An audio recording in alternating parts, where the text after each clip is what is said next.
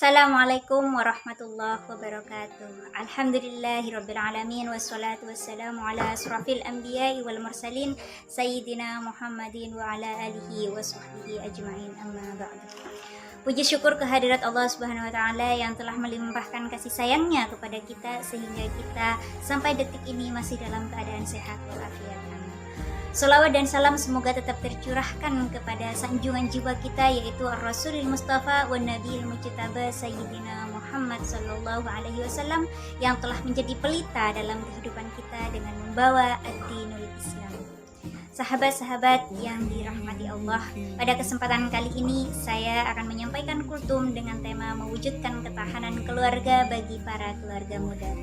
Sahabat-sahabat yang dirindukan Allah, rumah tangga yang idaman adalah rumah tangga yang sakinah, mawaddah, warahmah. Namun menjalani rumah tangga tak semudah merangkai kata-kata. Untuk menjalaninya membutuhkan ilmu yang cukup sebagai bekal, membutuhkan kesiapan fisik dan juga mental. Berbicara tentang rumah tangga tentu tak lepas dari pembahasan adanya masalah. Dalam berumah tangga tidak mungkin terhindar dari yang namanya masalah. Setiap rumah tangga pasti memiliki cobaan dan ujiannya masing-masing. Ada yang diuji dengan persoalan ekonomi, persoalan sosial, persoalan kasih sayang pasangan, atau juga ada yang diuji dengan persoalan hadirnya orang ketiga. Sahabat-sahabat yang dilindungi Allah, jika yang terjadi adalah persoalan ekonomi dalam rumah tangga, setelah ikhtiar dilakukan dengan maksimal dan doa dilakukan dengan istiqomah, maka berikutnya yang harus kita tingkatkan adalah rasa syukur. Allah Subhanahu wa Ta'ala berfirman dalam Quran surah Ibrahim ayat 7, la in syakartum la azidannakum. Sesungguhnya jika kamu bersyukur, niscaya aku akan menambahkan nikmat, kata Allah. Itulah janji Allah. Lantas bagaimana agar rasa syukur itu tetap hadir dalam hati kita? Maka pandanglah orang yang lebih susah daripada kita, jangan memandang orang yang lebih jaya daripada kita. Ketika kita hanya tidak mampu membeli pakaian baru, tidak mampu membeli makanan yang enak sesuai selera, ingatlah bahwa di luar sana masih banyak yang jauh lebih sengsara daripada kita.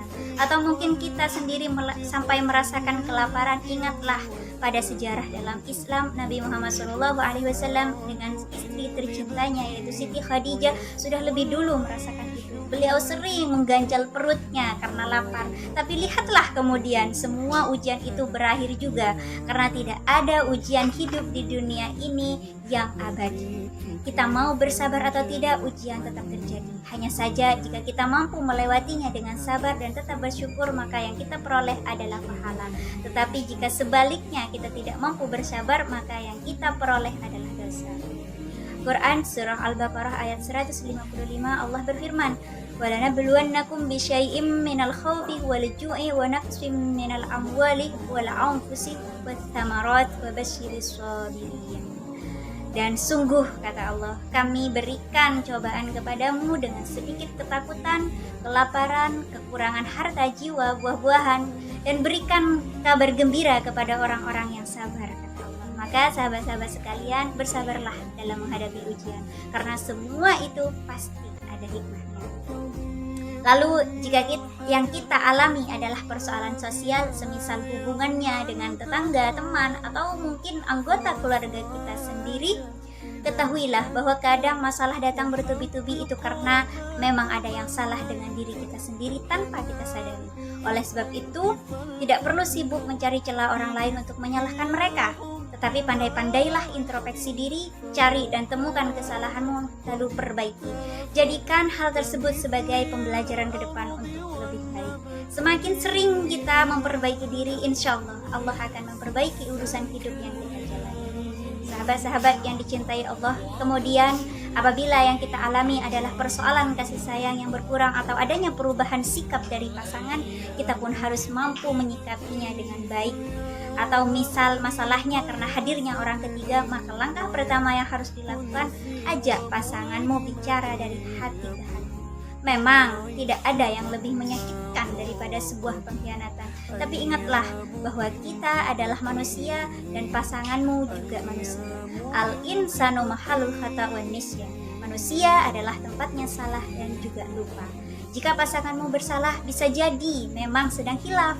Berusahalah untuk menyadarkannya agar kembali pada jalan yang benar. Maafkan dia dan berikan dia kesempatan untuk memperbaiki.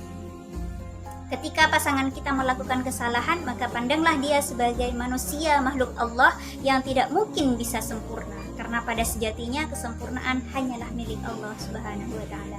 So, belajarlah memaafkan dan belajarlah minta maaf walau bukan kita yang hilang. Sahabat-sahabat yang dikasihani Allah, dalam berumah tangga, orang yang hebat bukanlah mereka yang terhindar atau menghindar dari masalah, melainkan mereka yang mampu menghadapi masalah dengan sikap yang bijak tanpa menentang syariat. Berusahalah mempertahankan pernikahan, karena menikah adalah ibadah dan pernikahan adalah wadahnya ibadah. Hadapi segala cobaan dan ujian dengan jiwa yang tegar, hati yang lembut, dan pikiran yang tenang. Cinta karena paras ada batasnya, cinta karena harta ada habisnya, cinta karena pangkat jabatan, kedudukan juga ada masanya. Tapi cinta karena Allah, itulah yang akan menguatkan perasaan cinta kita bersamanya. Jangan tuntut pasanganmu seperti apa yang kamu mau, tapi tuntun pasanganmu seperti apa yang Allah mau. Rumah tangga yang baik bukan rumah tangga yang menuntut tapi menuntun, bukan saing tapi saling. Tidak ada masalah tanpa solusi. Jika bisa dipertahankan, pertahankan dengan cara saling introspeksi diri dan saling membenahi.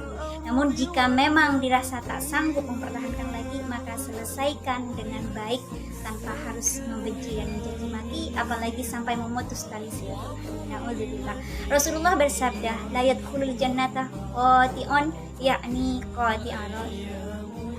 Tidak akan masuk surga, kata Rasul, orang yang memutus tali silaturahmi. Jadi tetaplah jaga silaturahmi. Sahabat-sahabat yang dirahmati Allah, demikian semoga apa yang saya sampaikan bermanfaat untuk kita semua, terlebih untuk saya pribadi, dan semoga kita semua mampu menjalani segala bentuk rintangan, cobaan, dan ujian dalam kehidupan, sehingga mampu mewujudkan kehidupan keluarga yang sakinah, mawaddah, warahmah hingga jannah. Terima kasih saya ucapkan, mohon maaf apabila terdapat tutur yang tidak teratur dan kata yang tidak tertata.